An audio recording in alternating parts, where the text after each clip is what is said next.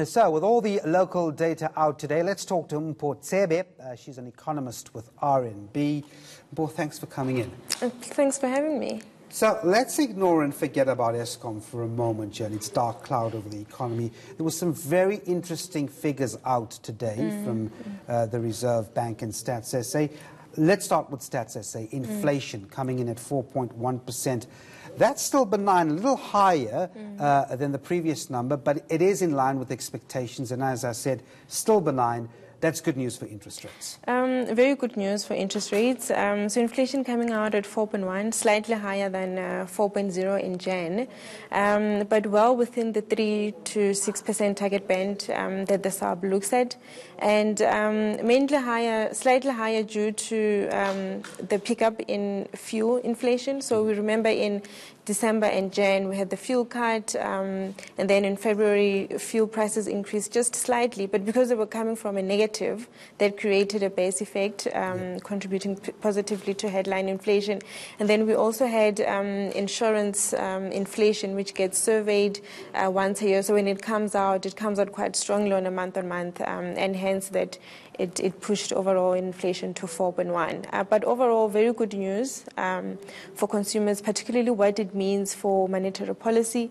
We know the SARB will be convening next week, and these are they will definitely be looking at the figure. Then we saw retail sales in December. Now, I think the December figures were quite dismal. It indicates that consumers were either cash-strapped or spent all the money in those Black Friday and those sales in November. So I guess it was encouraging to see that consumers are spending in January. I'm not quite sure whether it's enough to sort of contribute to growth, because consumer spending is 60% of GDP anyway. Yeah. Nevertheless, a welcome figure for January. Yeah, so retail sales much better than what market was expecting, and very much better than what we saw in December. So the December figures were worse off because of the huge jump we saw in November due to the Black Friday deals, as you pointed out. But still, the growth outlook not looking so great. So if we look at the recent estimates of most economists, the projection growth would likely average around 1.4 this year. And that's not taking into the risk of Eskom. I know you said we should forget about it, but the risk of load shedding, that's going to have an impact on production, we know, for manufacturers and for mining and for small businesses as well. Yeah. And before we get to Eskom, which is extremely important, so the Reserve Bank's quarterly bulletin today, a bit of a surprise. I mean, the government did tell us, I think it was earlier this year, that we did see a massive boost in FDI. I mean, I don't think many people wanted to digest and believe that, but the Reserve Bank today confirming that foreign direct investment was, well in advance of 70 billion compared to the mid-20s the year before. Is it an indication that the President's campaign to lure investors here is working? Yeah, I mean, it definitely also points to the improvement in sentiment and the confidence that foreign investors have in Cyril Ramaphosa's leadership.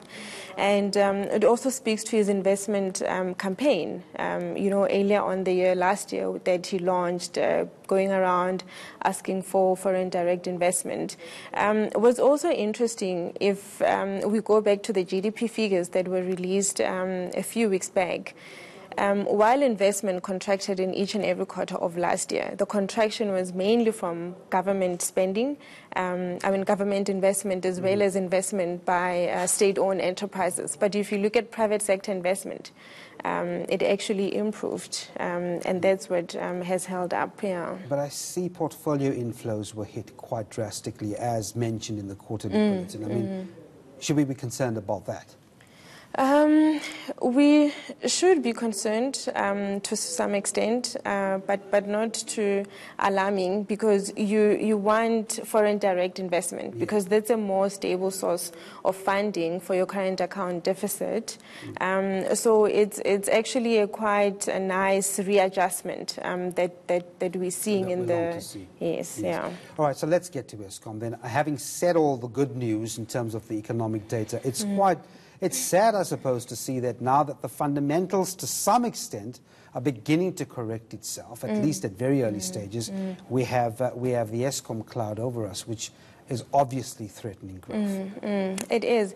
The issue of load shedding is a huge concern to growth. I mean, with growth estimates at 1.4, last year we grew at 0.8. It's nothing to be excited about, really. And that 1.4 is not taking into account the risk of load shedding. So we're looking at growth of, 1% and even less than that. Now, what is that going to do to your fiscal matrices? Government is not going to be collecting enough in revenues. That's going to hurt the expenditure spending as well. So they won't have enough money to spend. In terms of the support given to Eskom, we saw the good news from the BRICS Bank that they're going to be injecting some money into Eskom to help alleviate the crisis. That's all good news. And it really speaks to the type of crisis that we're facing, that it needs to be addressed with urgency, given that Eskom is a monopoly in terms of electricity supply. Well, we're going to have to leave it there, Mpho. Thanks indeed for coming in. Thanks for having me. That was Mpho Tsebe, economist at RNB.